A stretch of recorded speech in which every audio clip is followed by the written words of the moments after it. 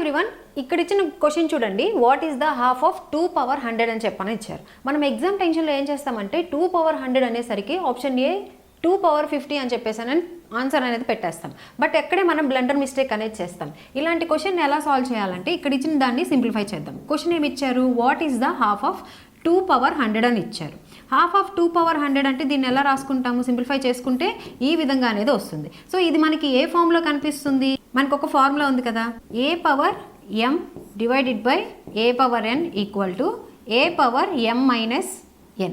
So ఈ ఫామ్లోనే మనకు కనిపిస్తుంది కాబట్టి దీన్ని ఇలా సాల్వ్ చేయాలన్నమాట. ఇలా సింప్లిఫై చేసుకోవాలి.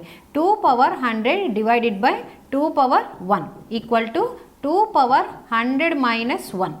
అప్పుడు ఎంత అవుతుంది? 2 power 99 is the answer for this question. So ఇలాంటి ప్రాబ్లమ్స్ ఇచ్చినప్పుడు ఇక్కడ బ్లండర్ మిస్టేక్ చేయకుండా జాగ్రత్తగా ఆలోచించుకొని చేయాల్సి ఉంటుంది.